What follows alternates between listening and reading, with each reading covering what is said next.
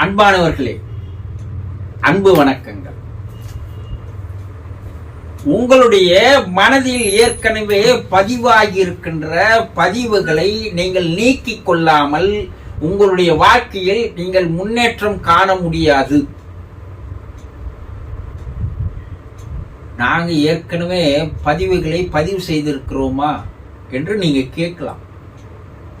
ஆமாம், நீங்கள் உங்கள் மனதில் தேவையில்லாத பதிவுகளை, பயனில்லாத பதிவுகளை, பலன் தராத பதிவுகளை, எதற்கும் உபயோகமில்லாத உப்பு சப்பில்லாத பதிவுகளை பதிவு செய்து வைத்திருக்கிறீர்கள்.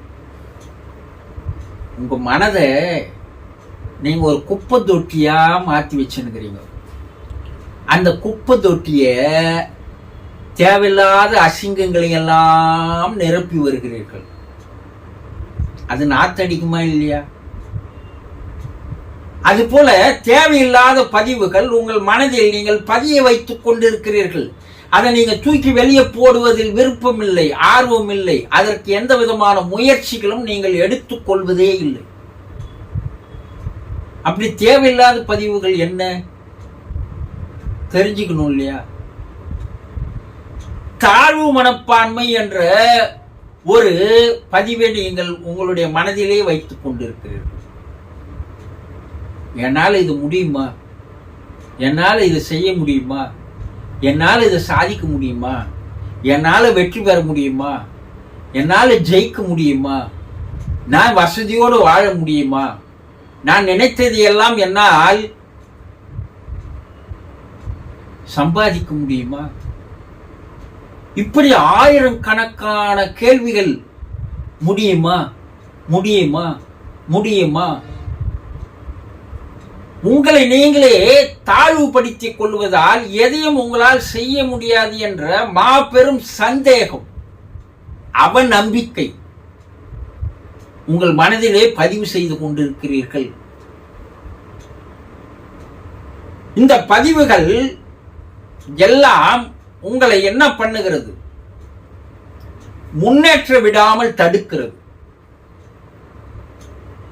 ஏதாவது ஒண்ணு செய்யணும்னு போறீங்க, இந்த பதிவுகள் மேல என்ன சொல்லுது? உங்களை சரியாக சிந்திக்க விடாமல், சீராக உங்களுடைய மன ஓட்டத்தை செய்ய விடாமல், உங்களை நல்லதொரு எண்ணங்களை எண்ண விடாமல், உங்களை நல்ல வார்த்தைகளை பேச விடாமல், உங்களை நல்ல செயல்களை செய்ய விடாமல், உள்ளே இருக்கின்ற அந்த பதிவுகள் மேலே வந்து உங்களை உள்ளே இழுக்கிறது. அப்போ உங்களால் என்ன பண்ண முடியல? முன்னேறி போக முடியவில்லை. சரியான சிந்தனை இல்லை. மேலும் பல சிறு வயதில் ஏற்பட்ட ஏமாற்றங்கள், சோகங்கள், வருத்தங்கள் இவையெல்லாம் வேறு பதிவாகி கொண்டு உங்களை மேலும் மேலும் மேலும் சவக்குழியில் ஆழ்த்துவது போல உங்களை புதைக்குழியில் இழுத்து செல்கிறது. இந்த தேவையில்லாத மனப்பதிவுகள், அந்த தேவையில்லாத மனப்பதிவுகள் என்ன சொல்றாங்கன்னா ரூட் பேட்டர்ன் என்று சொல்லுவார்கள். இந்த வேறாக இருந்து அந்த பதிவுகள் உங்களுக்குள்ளே ஆழ்ந்து வேர் விட்டு பரவுகிறது. அது வளரும் போது இந்த அவநம்பிக்கை வருகிறது, முயற்சியின்மை வருகிறது, தாழ்வு மனப்பான்மை வருகிறது, தன்னால் முடியாது என்ற எண்ணம் வருகிறது. அப்போ உங்களால என்ன பண்ண முடியல? எதையும் சிந்தித்து பார்த்து அதில் முன்னேறி போக விடாமல் உங்களை சீன பெருஞ்சுவர் போல தடுத்து நிறுத்துகிறது. அப்ப என்னதான் செய்யணும் குருஜி?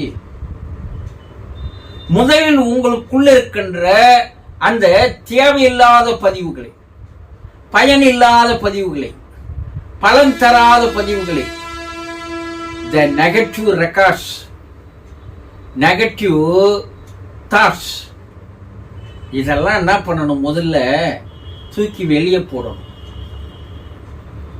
ஒரு வீடு மாறி வேற வீட்டுக்கு போறீங்க. அந்த வீட்டை முதல்ல சுத்தப்படுத்தி அதெல்லாம் அலங்கரித்து அதை தூய்மைப்படுத்தி அதுக்கப்பால தானே அந்த வீட்டுக்குள்ள போறீங்க இல்லையா?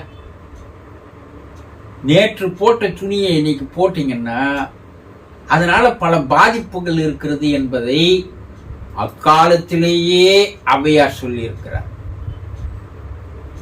கூழானாலும் குளித்து குடி, கந்தையே ஆனாலும் நாள்தோறும் கசைக்கு கட்டு. இதில் பல்வேறு விஷயங்கள் இருக்கிறது.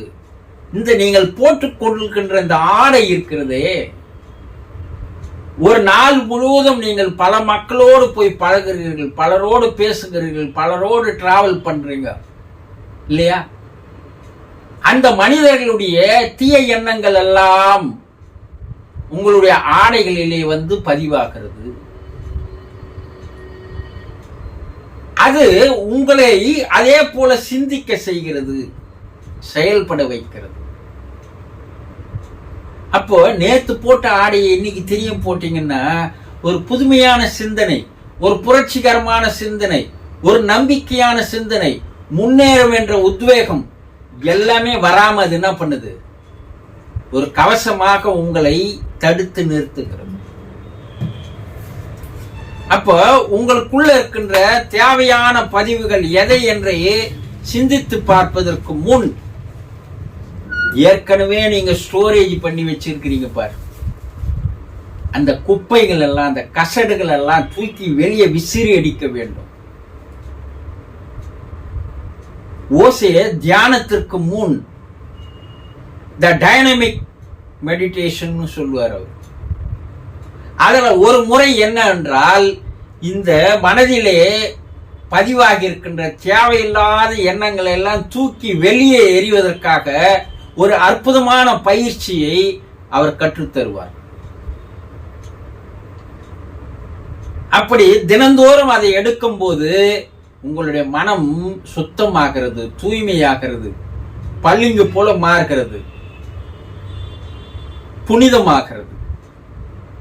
அப்போ சிந்தனை சீராக இருக்கும், செயல் சீராக இருக்கும், விளைவு நல்ல பலன்களை தரும். நீங்கள் வாழ்க்கையில் முன்னேறி முன்னேறி போவதற்கு ஒரு உத்வேகத்தையும் ஒரு உற்சாகத்தையும் உங்களுக்கு தருவதற்கு அந்த நல்ல எண்ணங்கள் உங்களை ஊக்கப்படுத்தி கொண்டே இருக்கும்.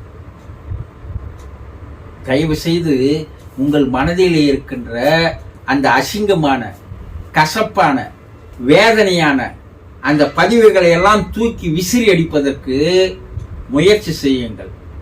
உங்களால் முன்னேற முடியும், உங்களாலும் சாதிக்க முடியும். நீங்களும் இந்த உலகில் ஒரு மாபெரும் தலைவராக, சாதனையாளராக மாற வேண்டும் என்றால் இந்த பயிற்சியை நீங்கள் தொடர்ந்து செய்து வந்தால்தான் நீங்கள் நினைத்ததை எல்லாம் சாதிக்க முடியும். தெரிந்து கொண்டீர்களா? சந்தோஷம்.